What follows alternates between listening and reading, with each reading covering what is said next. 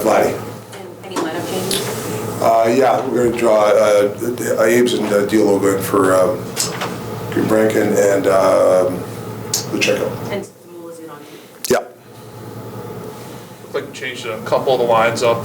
You maybe put Mitchov and Brink, kind of flip them. What's the thought process, especially with breaking up maybe that Cates line? Who broke it up? Well, it looked like you had Cates and you had Mitchov with Cates and Forrester. No. I don't think they got mixed They up. messed up the practice. Maybe they screwed up or something. It was a smoke screen. Hopefully Minnesota saw that. Good pickup by you, though. Jeez, nice. Rick, you said when you came in, that you appreciated the foundation that Torts had set in terms of hard work and culture and that sort of stuff. When that's already in place, does it allow you as a coaching staff to prioritize other things? And what might those other things have been during camp, or are they now? Well, I think it's a work in progress. I mean, obviously, we've moved by the last game, but it was kind of a dud from a game perspective. Like it's not like Winnipeg did anything and we didn't do anything to. So that part is more for me is arriving on time with your identity, which we didn't. So that's going to be a work in progress. In terms of what was already here when you came in, are there other parts of the team game that allows you? It makes it easier as a coaching staff to instill, whether that's you're trying to fix the power play, right? Right. But when you know these guys are going to work hard and take the right approach and the culture's already there, does it make it easier for you guys to do maybe the systematic stuff? Yeah, I mean, I think every team should work. I mean, you shouldn't have to pat people in the back working hard. That should be your first.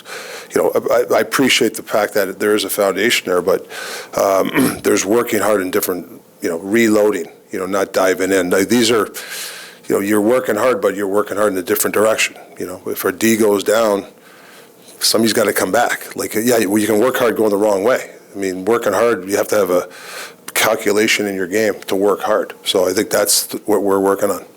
I know Mitchov scored last game. It was late in the game. Maybe he didn't have all that much of a meaning to it. But for a kid like him, to see the puck go into the net, do you think that can maybe help him a little bit? For sure. Any high-level guys, I hate to say, even like a cheap assist loosens guys up. Some guys didn't score for 3-4. Adam Mochi's telling me that all the time. Like, you don't score for 3-4 games, people start talking. But even that assist loosens you up. So, yeah. You had Cam York back on the power play today. Is that, from your perspective, and obviously you got assistants to run the power play, but from your perspective, is that going to be like a long leash for him? You want to give him a long look on the power play to see if because he obviously last year didn't spend pretty much any time on it. Right. Well, I think if you look at it, you got Drysdale, Yorkie, and then Sanheim. Sandy's been playing a lot of ice, so you got to save some minutes. So any of those three guys, we want to get them reps. So it's not like, obviously we're trying to get Drysdale to kind of run that one unit, but it's more situational, if who's been on the ice a lot, coming up to that power play. Because it's hard to, your penalty kill and power play, 5-on-5 against the team's best players. That's a heavy minute. So sometimes, we're going to need three guys that are capable of running the top of the power play. Rick, after the game last night, or Thursday night, the term, they played a good road game. And we hear that a lot of hockey. Yeah. The team plays a good road game. How would you define that?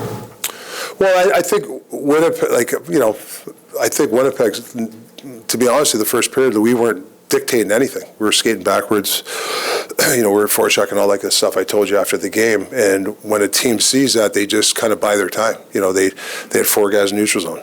So instead of us, that's where we have to come back with speed, get behind their structure like we did against Florida. And then they smelt it, and the Winnipeg said, why would they change their thought process? Because we were giving pucks away. So Winnipeg didn't press the envelope. Obviously, Hellebuck, they have a hell of, second period, he had made some great saves. He didn't have to do much in the third. That's a good road game.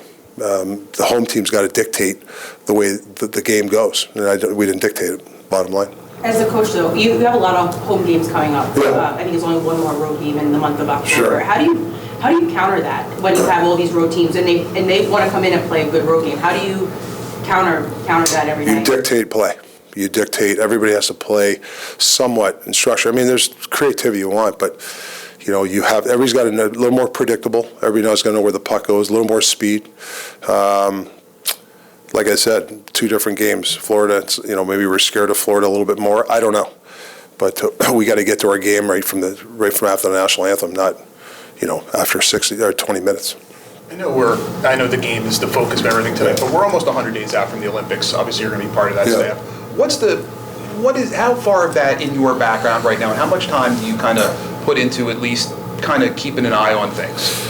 Yeah, my focus is on the Flyers. I mean, I have a couple of projects I have to do for Team Canada. Like, I got a couple of system things that I got to do my homework on to give to Coop. But there's plenty of time for that, and I'll dedicate a day off to do that stuff. But I'm all, mostly I'm all in on the Flyers. I mean, obviously you think of the background of Canada, the stuff, my projects down the road, but I have time to do that. For guys like Travis Sanheim and Travis Ken, I think they went through the Four Nations last year. They were at the evaluation camp. What have you learned about them since kind of having them at that Four Nations to where you are now?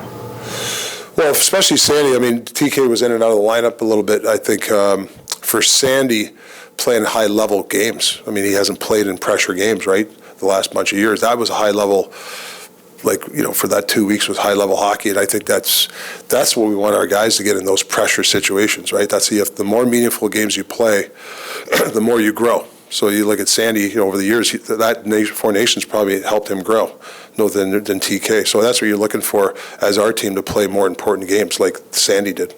Those guys talked last year pretty publicly about how Four Nations sort of driving them early in the season, and they earned their way onto the team when maybe people didn't expect them. Yeah. Do you see a little bit of that this season where they want to be on that team because Four Nations is like the appetizer where Olympics is the main course, and they can put a little bit maybe pressure on themselves in a good way or in a bad way? Yeah, I think I don't know. You have to ask them. I think from what I've seen or talked to them about, it's about the Flyers. How do we create what we're trying to create around here? And they're a big part of it. So I don't think they're playing, they're playing well for us. That means people are looking for Canada, but I think they're looking to play well for the Flyers. I don't think they're like, I want to play good to make the team, Canada. I think they're playing, hey, how do we get the standard here up? That's what I think they're thinking that, which in turn will help them make a team.